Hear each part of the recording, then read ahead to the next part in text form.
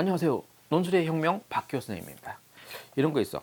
건국대 인문 논술과 비슷한 유형의 학교 있나요? 건국대 준비하나 봐.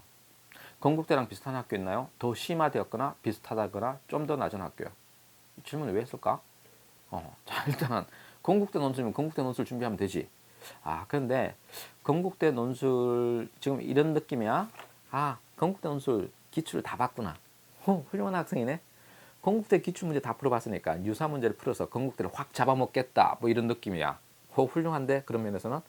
자, 그러면 팁을 줄게. 심화됐거나 비슷하거나 좀 더 낮은 학교. 우선 건국대 문제 인문사회계열 문제 보자. 인문사회계열 문제 보면 1번이 자료 해석이야. 그런데 상경계열은요. 상경계열도 똑같아. 인문계열과 상경계열 1번 문제는 자료 해석 문제야. 그럼 인문계열 2번 문제 있잖아. 인문사회계열 문제 2번 문제는 언어 논술이야. 근데 상경계열은 수리 논술이야. 그럼 이제 인문 논술에 좀 집중해서 이야기해 볼게.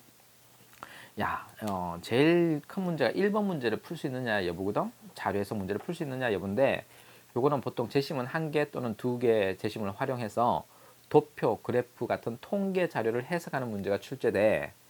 그러면 2019년의 실제 기출 사례를 보면 가와 나, 제시문 2개지. 가와 나에 대한 이해를 바탕으로 그럼 가와 나를 읽고 제시문 다의 도표를 분석하시오. 401자에서 600자야. 그러면 유사한 대학은 어떤 대학이냐면 난이도를 기준으로 해서 이야기할게. 난이도가 비슷한 대학은 한국외대 사회계열 문제 3번. 그러니까 2019년 한국외대 기출문제 사회계열 문제 들어갔어. 3번 문제 봐. 그러면 유사해. 그 다음 서울여대 2번. 서울여대는 옛날 문제 말고 최근 문제. 최근 문제가 유사해. 그럼 그보다 난이도가 좀 쉬운 거. 쉬운 거는 단국대 3번. 단국대 3번이 제시문이 되게 짧고 자료에 연계해서 해석하는 걸로서 건국대 준비가 될 거야. 아주대 2번. 아주대 2번 또 도움이 돼. 아주대 2번. 다 제시문과 연관되는 거야.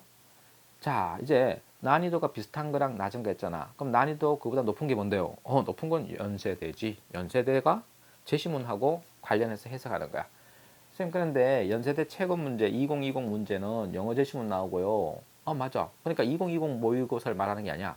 언제를 말해? 그 앞에 2015년, 16년, 17년, 18년 문제를 풀어보라 이거야.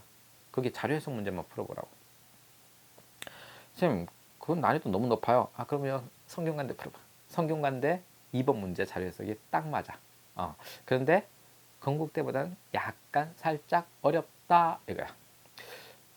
그런데 이게 자료 해석이잖아. 그러면 자료 해석에 대한 이해가 좀 필요하지 않니? 그래서 통계 자료를 읽는 방법, 그 다음에 자료 해석과 관련된 것은 박 교수님이 메가스터디 인강에 올려놨어. 자료 해석 특강이라고 해서 올려놓고, 자료 해석 특강 책이 구하기 힘들다 그러면 그 강의 있어. 스텝 1 강의 중에 2권 파란색 책 있어. 파란색 책에 5강, 6강, 7강, 8강에 통계 자료 분석 어떻게 하는지 나와 있어. 그것만 외우면 돼. 그러면 풀 수 있게 돼. 자, 이렇게 해서 건국대 인문계열의 1번 문제는 그렇게 풀어나간다. 2번은 뭐 언어 논술인데 그것은 뭐 비문학하고 비문학 독해를 가지고 제시문 가나를 통해서 제시문 라에 나오는 소설의 주인공 인물에 대한 평가 문제가 나오는 거야. 그런 거는 뭐 많은 대학들이 유사해. 되게 많은 대학들이 유사한데 대표적으로 이제 경희대도 조금 유사한 경향이 있고, 또 소설의 인물이니까 소설이 나온 대학들 중에서는 소설에 대한 비판.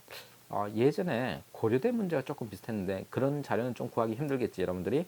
그래서 건국대 인문계열의 기출문제 인강 찍어 놓은 거 그거 좀 보면 도움이 될 것 같아. 자, 이로써 이제 답변을 마치겠습니다.